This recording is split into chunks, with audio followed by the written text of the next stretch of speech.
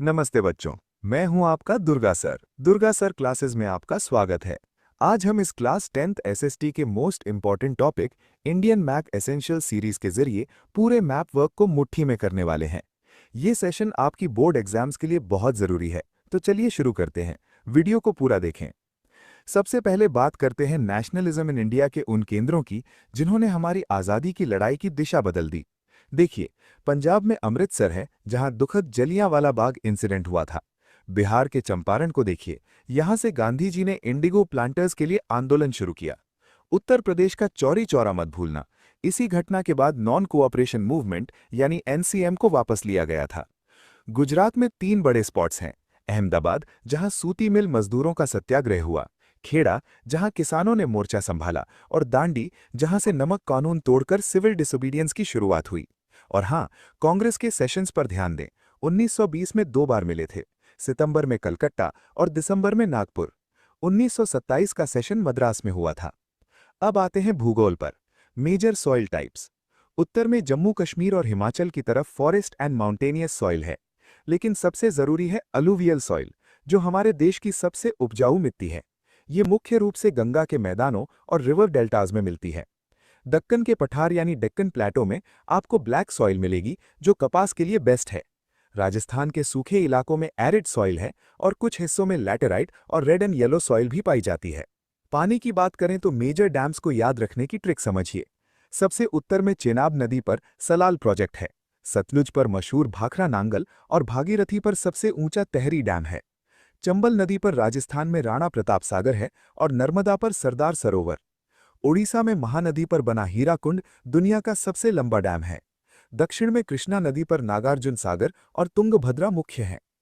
खेती की ओर बढ़े तो राइस यानी चावल को देखिए। चावल को चाहिए बहुत सारा पानी, यानी 100 सेंटीमीटर से ज्यादा बारिश और अच्छी गर्मी। इसीलिए ये हमारे कोस्टल एरियाज और नॉर्थ ईस्ट में सबसे ज्यादा उगाया जाता है। मैप में जो डार्क एरिया है वो इसके मेजर प्रोड्यूसिंग रीजन्स हैं।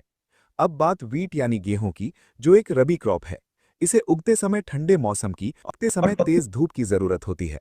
आप देख सकते हैं कि गेहूं का प्रोडक्शन मुख्य रूप से नॉर्थ वेस्ट इंडिया जैसे पंजाब, हरियाणा और यूपी में सिमटा हुआ है। चलिए अब कैश क्रॉप्स और उनके सबसे बड़े उत्पादक राज्यों को देखते हैं। गन्ना यानी शुगर केन के लिए यूपी नंबर 1 है। चाय के लिए असम और कॉफी के लिए कर्नाटका मशहूर है। केरल में रबर ज्यादा होता है और पश्चिम बंगाल का जूट तो गोल्डन फाइबर कहलाता है, क्योंकि ये गंगा के उपजाऊ डेल्टा में खूब फलता फूलता है। कपास यानी कॉटन के लिए गुजरात अग्रणी है। खनिजों में आयन और माइंस बहुत इंपॉर्टेंट हैं। ओडिशा में मयूरभंज है, छत्तीसगढ़ में दुर्ग और बेलादिला, कर्नाटका में बिल्लरी और कुद्रेमुख हैं। कुद्रेमुख का मतलब होता है घोड़े का चेहरा, क्योंकि यहाँ की पहाड़ियों की बनावट वैसी ही दिखती है। कोयले की खानें यानी कोल माइंस को देखें। झारखंड में बोकारो और बंगाल में रानीगंज पुराने केंद्र हैं। ओडिशा का तलचर भी बड़ा नाम है। तमिलनाडु में नईवेली को खास तौर पर याद रखना, क्योंकि ये लिग्नाइट यानी भूरे कोयले के लिए मशहूर है। तेल के कुएं यानी ऑयल फील्ड्स की बात करें तो असम का दिग्बोई भारत का सबसे पुराना तेल क्षेत्र है। वहीं पास में नहरकटिया भी है। गुजरात में अंकलेश्वर और समुद्र के बीच में मुंबई हाई और बेसिन बहुत बड़े प्रोडक्शन सेंटर्स हैं।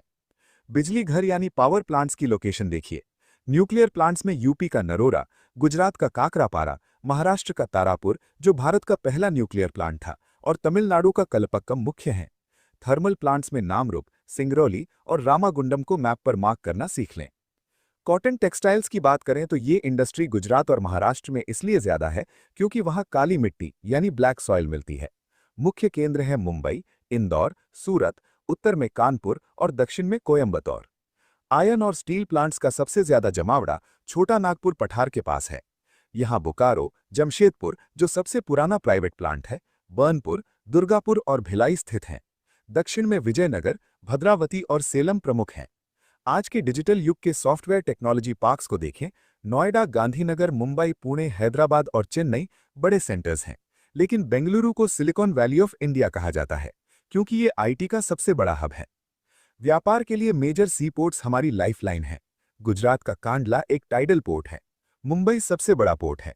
विशाखापट्टनम की खासियत यह है कि यह सबसे गहरा लैंडलॉक्ड पोर्ट है। इनके अलावा मार्मागांव, मैंगलोर, कोच्चि, तूतीकोरिन, चेन्नई, पारादीप और हल्दिया को भी मैप पर देख लीजिए। और आखिर में हमारे इंटरनेशनल एयरपोर्ट्स। अमृतसर में राजा सांसी, दिल्ली में इंदिरा गांधी इंटरनेशनल, मुंबई में छत्रपति शिवाजी, कोलकाता में नेताजी सुभाष, हैदराबाद में राजीव गांधी और चेन्नई में मीनमबक्कम शामिल हैं। तो बच्चों, ये था हमारा पूरा मैप का सफर। इन लोकेशंस को अच्छे से प्रैक्टिस कर लेना। क्लास 10th के इंपॉर्टेंट मैप वर्क्स, जो कि लास्ट 5 इयर्स में अक्सर क्वेश्चंस रिपीट हुई हैं, आपकी एग्जाम्स के लिए बहुत बहुत शुभकामनाएं। उम्मीद है आपको समझ आया होगा। कोई डाउट हो तो जरूर पूछिए। लाइक, कमेंट और शेयर करना ना भूलें। इससे मुझे मोटिवेशन मिलता है। Thank you for watching Durga sir classes. Bye bye.